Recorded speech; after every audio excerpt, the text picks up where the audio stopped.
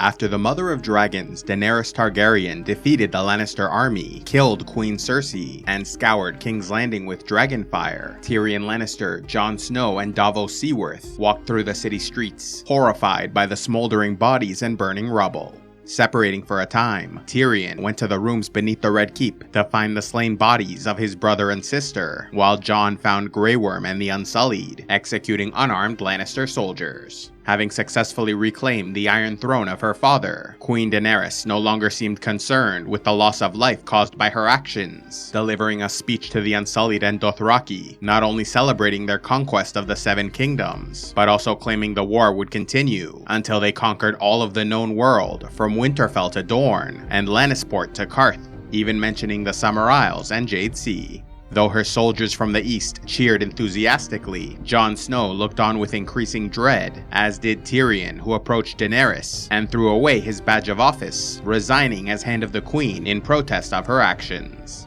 Angered by his disrespect and aware he committed treason by freeing Jaime Lannister, she had him arrested to await execution. Watching this unfold, Jon was soon approached by Arya Stark, who warned that his life was in danger as his claim to the throne would forever remain a threat to the queen. Despite all he saw, Jon tried to remain loyal to Daenerys, refusing Tyrion's call to action when they spoke in his temporary cell. Claiming the Dragon Queen's nature was fire and blood, the former Hand pleaded with him to free the continent from her murderous tyranny, eventually appealing to his love for Sansa and Arya, whose lives were in danger as they would never bend the knee. Finding the queen with her hand on the Iron Throne, Jon tried desperately to convince her she must abandon this campaign of destruction, but she was too far gone, now convinced it was her destiny to rule the world, and that her opinions about what was right superseded all others. Even after everything that occurred between them, Jon and Dany were still in love, and so she asked him to be her partner so they might rebuild the world together. And while he kissed her and seemed to proclaim his loyalty, in the end he chose his duty to the realm over his love for the queen, and stabbed her through the heart as they embraced. Crying over her fallen body, Jon was soon joined by Drogon, who felt her death and came to investigate.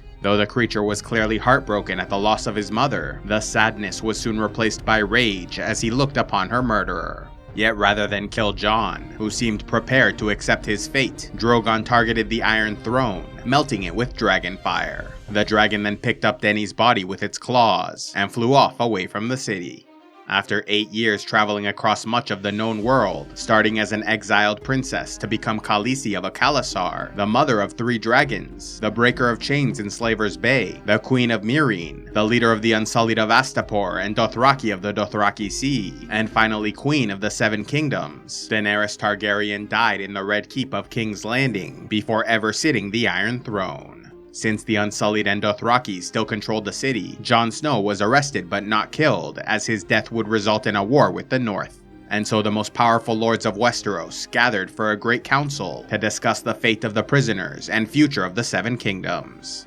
Although Jon Snow was not allowed in the meeting, those in attendance included the prisoner Tyrion, the Targaryen loyalist Grey Worm, speaking for the Unsullied and Dothraki in possession of the capital, Samwell Tarly of Horn Hill in the Reach, Edmure Tully of Riverrun in the Riverlands, as well as Arya, Bran, and Sansa Stark of Winterfell in the north. From the Stormlands, there was Gendry of Storm's End, Brienne Tarth of the Isle of Tarth, and Davos Seaworth of the Rainwood, while the Iron Islands were represented by Yara Greyjoy of Pike, Dorne by their new prince, and the Vale by Robin Arryn of the Eyrie and Jon Royce of Runestone. With these influential leaders gathered together along with several other great lords of the continent, they decided that a new king or queen must be selected so that person might have final say over the fate of the prisoners. With Tyrion leading the discussion, he suggested Brandon Stark, also known as Bran the Broken, for their new king, arguing that he had an extraordinary story the people could get behind, and his knowledge of the past made him the wisest person in the world, and therefore the best possible candidate for the throne.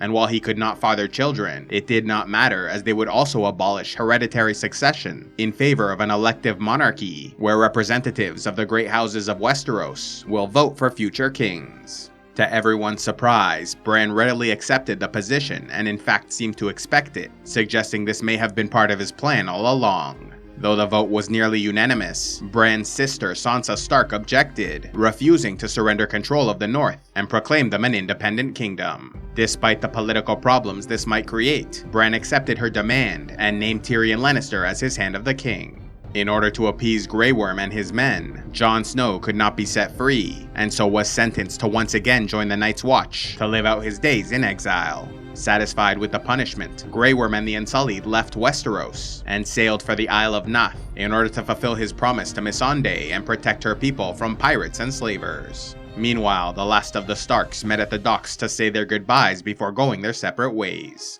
Becoming the captain of her own ship, Arya Stark left her old life behind and set sail for the Sunset Sea, seeking to explore the uncharted waters of the far west, while her sister Sansa returned to Winterfell and was named Queen in the North. Ruling as King of the Six Kingdoms, Bran the Broken remained in King's Landing with Tyrion Lannister as his hand, Samwell Tarly as Grand Maester, Lord Bronn of Highgarden as Master of Coin, Lord Davos Seaworth as Master of Ships, Podrick Payne as a Kingsguard, and Brienne of Tarth as Lord Commander of the Kingsguard. As one of her new duties was to keep the Book of Brothers updated with the deeds of those who served in the Kingsguard, Brienne wrote about the life of Jaime Lannister, mentioning his many accomplishments and how he died protecting his queen. As for Jon Snow, the last living member of House Targaryen, he went to Castle Black where he reunited with Tormund Giantsbane and his direwolf Ghost before embarking on a mission to resettle the freefolk beyond the Wall. Though he was sad to have lost his place in Westeros, Jon seemed content to finally be free as he rode off into the far north.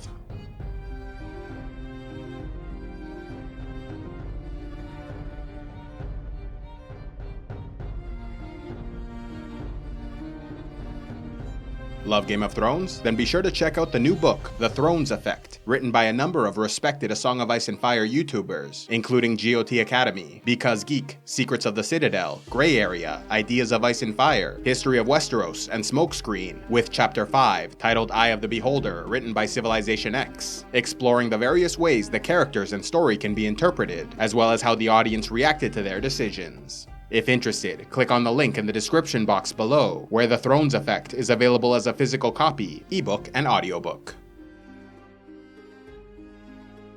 A special thanks to all those who contribute to CivilizationEx, like Mamoru, the obscured hermit alchemist, Tamika the Black Wolf, Belligerent Man, and Uther Lightbringer. If you'd like to help CivilizationEx, click on the Patreon link, and please be sure to like, subscribe, and turn on notifications to see more.